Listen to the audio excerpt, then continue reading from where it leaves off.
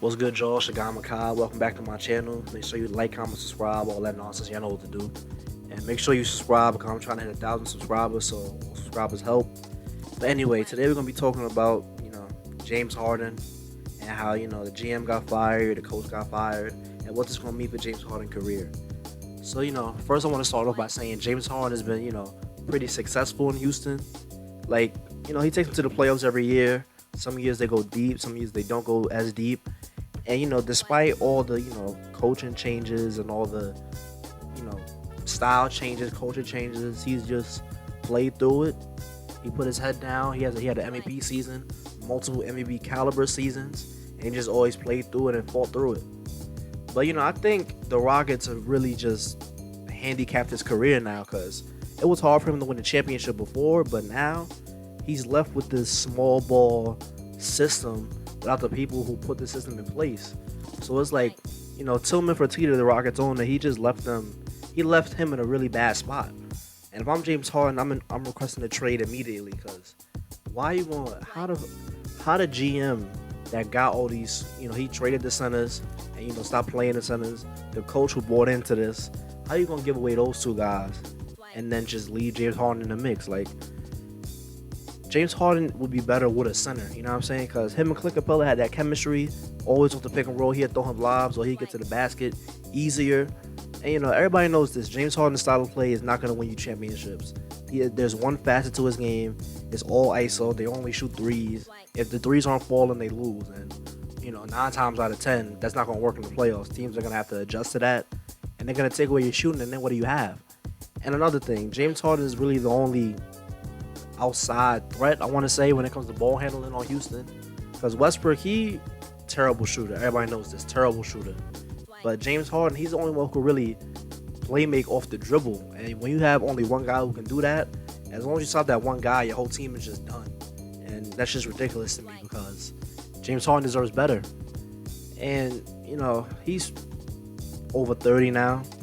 He's getting paid over $40 million a year, but he's still very productive. And I think team could look at a trade for him and be like, yeah, we could do that, because there's been some reports out that the 76ers want him, but they say everybody but James Harden is no.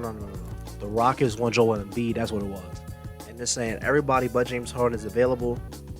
That's not how it works. You can't just be like, our best player is unavailable. Like, so why would they want to deal you their best player for one of your role playing guys? That doesn't make any kind of sense.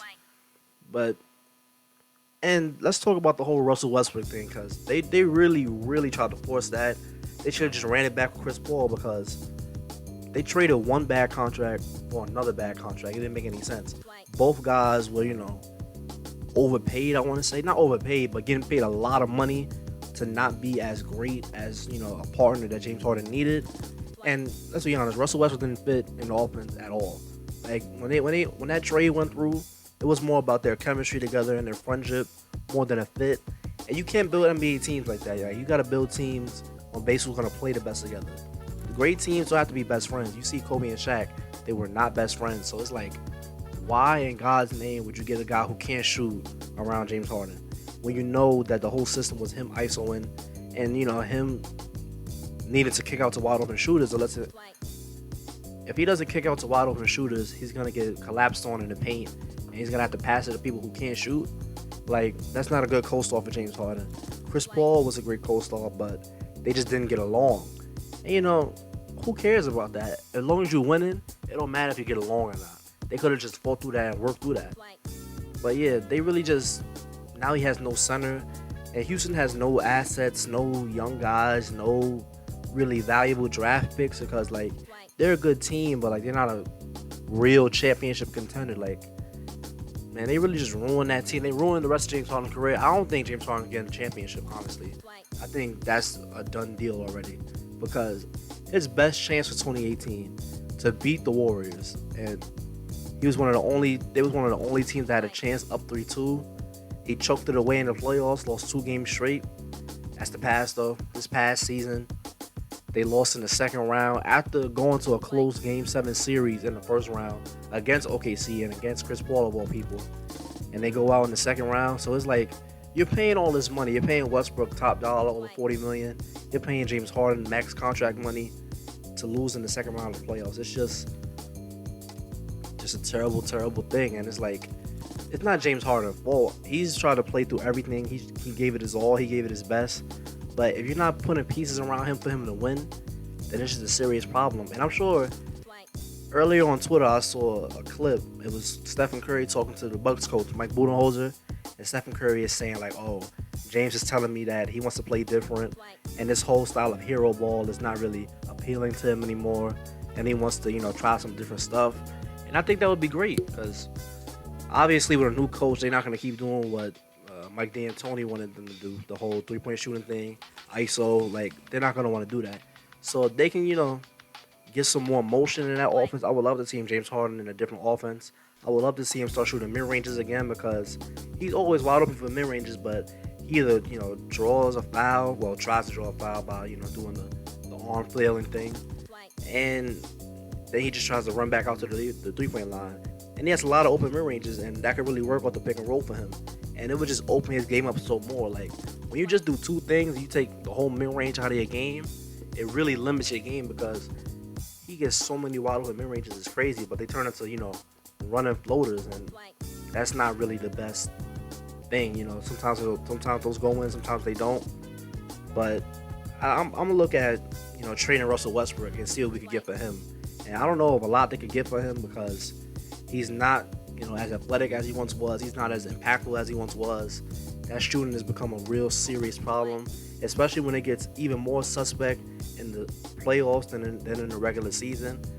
But I can't think of a trade right now that a team would just give some value for Russell Westbrook with that max contract money and with him not being, the best fit places, But there's some talk of, the Knicks want Russell Westbrook, and, who don't the Knicks want at this point.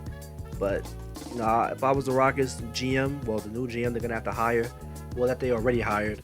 If I'm the Rockets GM, I'm looking at a trade for Russell Westbrook, and I just want a bunch of solid pieces around James Harden, some more defense because, paint defense is a big issue for the Rockets. They couldn't really, that's what, killed them against AD and the Lakers because, AD is a big guy, and he's just, down there wilding out, and small ball doesn't work against AD because he can, he's a great defender, he moves around, he's mobile, so that killed them against them.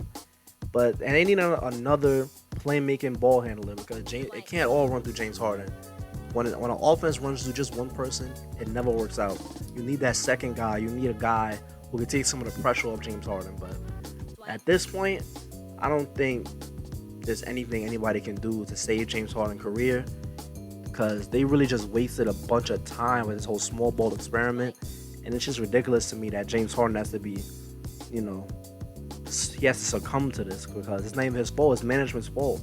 But we're going to see what's going to happen. I want to see some trades this season. Let me know in the comments, some trades y'all think is going to happen. And if you stay to the end of the video, thank you. Don't forget to like, comment, and subscribe. And I'll see you on the next one.